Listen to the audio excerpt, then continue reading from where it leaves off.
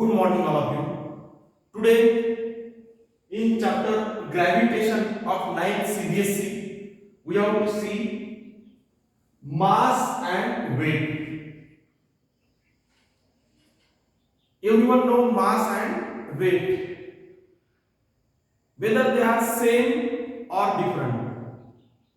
मास और वेट दोनों सिमिलर है या डिफरेंट है, यह हमें सब टॉपिक में आज देखना है।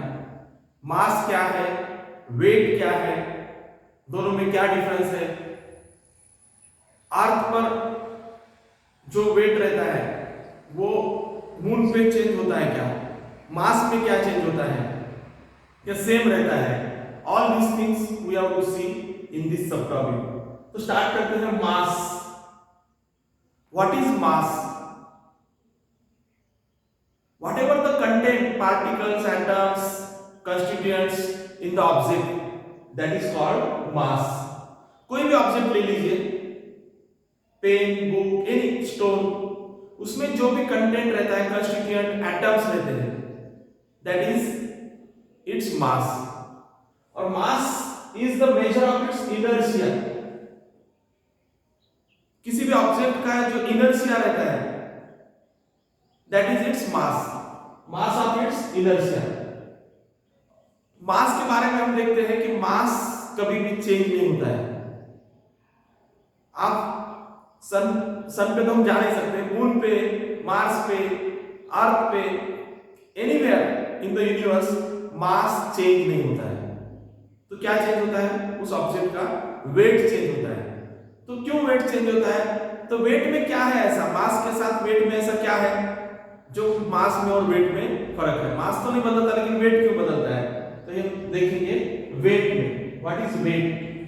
वेट यानी मास तो उस ऑब्जेक्ट का है, लेकिन उस पर जो ग्रेविटेशनल फोर्स एक्ट होता है, अर्थ पे है तो अर्थ का ग्रेविटेशनल फोर्स, मून पे है तो मून का ग्रेविटेशनल फोर्स जो एक्ट होता है उस मास पर,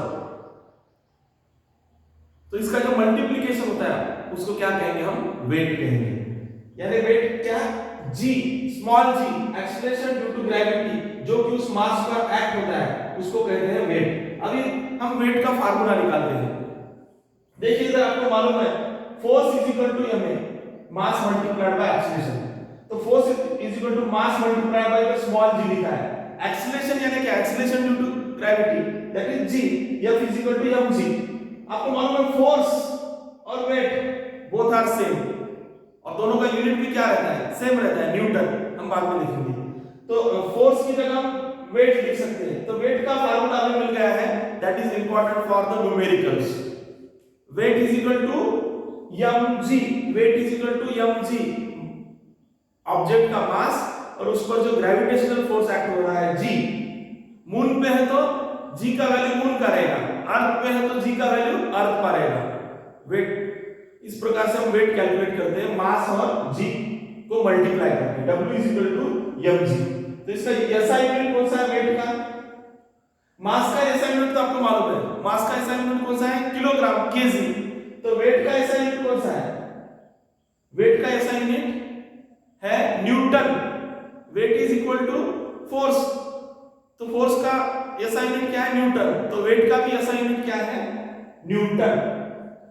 और आपको मालूम है g सेम रहता है अर्थ पे, g same, so weight directly proportional to mass. g अगर सेम है किसी भी अर्थ पे या मून पे, और किसी चीज का मास अगर बढ़ते जा रहा है तो उसका वेट भी क्या होगा? बढ़ते जाएगा। See here w is directly proportional to m। अगर g सेम है यानी वो ऑब्जेक्ट अर्थ पे ले लीजिए या वो ऑब्जेक्ट मून पे ले लीजिए, उसका जैसे जैसे मास बढ़ते जाएगा वैसा वैसा उसका वेट बढ़ता जाएगा। All of getting? यानी w is directly proportional to m। जैसे जैसे वेट मास बढ़ता जाएगा वैसे वैसे वेट बढ़ता जाएगा। All of getting? When g is same, weight is directly proportional to mass. अब हम देखते हैं weight of an object of the moon.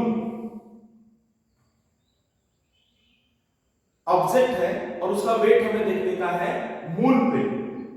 तो कैसे कैलकुलेट करेंगे किसी भी ऑब्जेक्ट अर्थ पर जो उसका वेट रहता है तो मून पर वही वेट आएगा या कुछ फर्क आएगा या क्या चेंज आएगा, ये हम देखते हैं स्टेप बाय स्टेप। तो इसमें पहले दिया है मास ऑफ द ऑब्जेक्ट जो है वो स्मॉल m है, ये ध्यान में रखिए, कैलकुलेशन के वक्त में इंपॉर्टेंट है। मास ऑफ द ऑब्जेक्ट क्या है, small m। Weight of the moon, उस ऑब्जेक्ट का वेट मून पे कितना है, sorry weight of the moon ही दिया है इधर, वेट ऑफ द मून क्या है w small m, mass of the moon capital M small m, radius of the moon capital R small m, radius of the moon. Weight of the object on moon as per the universal law of gravitation, universal law of gravitation आपको मालूम है, उसके अनुसार weight of the object on moon formula क्या आएगा Wm, आपको मालूम है Wm क्या है, weight of the moon, Wm है weight of the moon is equal to g gravitational constant into capital M small m, capital M small m यानी mass of the moon multiplied by small m यानी mass of the object divided by r square, r तो आपको मालूम है radius of the moon, उसका square on the m क्या है moon, radius का स्क्वायर स्मॉल m यानी उसका जो रेडियस का स्क्वायर कहां पर मून पर। देखिए इधर, so weight of the same object on the earth will be we, weight on earth, वही ऑब्जेक्ट का क्या लिख सकते हैं we, और मून पर क्या वेट है wm। तो देखिए mass of earth m and radius r, ये वैल्यूज दिए हैं। अर्थ का मास कितना रहता है केजी में 5.98 मल्टीप्लाइड बाय 10⁻24, रेडियस कितना है 6.37 मल्टीप्लाइड बाय 10⁻6, मून जो है मून का मास कितना रहता है 7.36 मल्टीप्लाइड बाय 10⁻22, और मून का रेडियस कितना रहता है 1.74 मल्टीप्लाइड बाय 10⁻6। ओके, तो we weight on earth is equal to g capital M multiplied by m upon r square. तो g m का वैल्यू लिख दिया आपने, मास अर्थ का, स्मॉल m ऑब्जेक्ट का mass that is m divided by r square, radius, radius कितना है moon का 1.74 मल्टीप्लाइड बाय 10⁻6, ये वैल्यूज हमने पुट किए हैं। तो weight of Wm, what is Wm, weight of the moon, and We, what is We, weight of the same object on the earth, that came this 2.431 multiplied by 10⁻g multiplied by m, और We weight on earth उस object का 1.474 multiplied by 10⁻11g multiplied by m। तो dividing equation Wm upon We, weight on moon upon weight on earth, value put कीजिए तो हमें मिलता है weight of the object on the moon and weight of the object on the earth 1/6, यानी क्या मिलता है हमें weight of the object on the moon, weight of the object on the moon क्या आता है 1/6 weight of the object on earth, earth पर उस ऑब्जेक्ट का जितना वेट है आता है उसका डिवाइडेड बाय 6, उसका वेट कहां आएगा मून पे आएगा। जैसे अगर किसी का वेट है 60 केजी अर्थ पे, तो मून पे कितना आएगा 1/6 डिवाइड करेंगे तो 6 10 जा 60 यानी 10 केजी आएगा। अर्थ पे किसी चीज का वेट 60 केजी है तो मून पे कितना आएगा 10 केजी, क्योंकि जी का वैल्यू अर्थ पे और मून पे डिफरेंट है, gravitation acceleration due to gravity different है। All of you got this. इस पर सिंपल प्रॉब्लम्स है।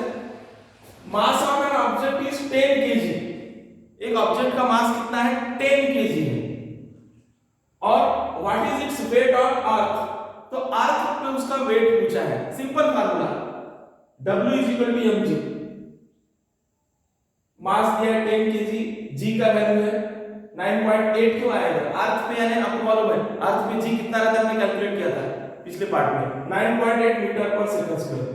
तो अभी देखिए दोनों का कैलकुलेशन किया तो W का वैल्यू कितना है 98, वेट कितना आएगा उसका अर्थ पे 98, और वेट का यूनिट क्या है न्यूटन।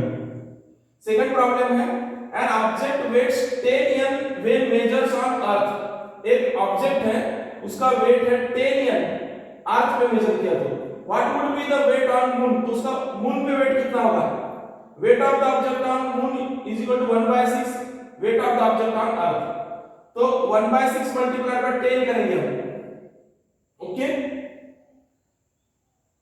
तो 10 को 6 से मल्टीप्लाई किया तो 6 1 जा 6 4 रिमेनिंग रह गया, उस पर 0 दे दिया, 6 6 जा 36.6 और 4 रिमेनिंग रह गया, उस पर 0 दे दिए, 6 6 जा 36, 1.66 से बढ़ते जाएगा 666 तो 1 को टाइम लिखा ठीक है 1.66 और यूनिट क्या है न्यूटन। तो उस ऑब्जेक्ट का जो वेट है मून पे कितना रहेगा 1.66, ऑल ऑफ यू गॉट। और उसका weight earth and object weighs 10 measured on earth, उसका 10 न्यूटन अर्थ पे वेट था, तो मून पर कितना कैलकुलेट हुआ है 1.66, all of you got this. What we have seen today, mass और वेट दोनों में क्या फर्क है, mass same everywhere but weight change होता है, उसका कारण हमने क्या है acceleration due to gravity, small g का वैल्यू हर जगह बदलता है, अर्थ पे मून पे डिफरेंट है, इसलिए वेट हर चीज का प्लेस चेंज करने के बाद में बदल जाएगा, लेकिन वेट बदल सकता है क्या नहीं।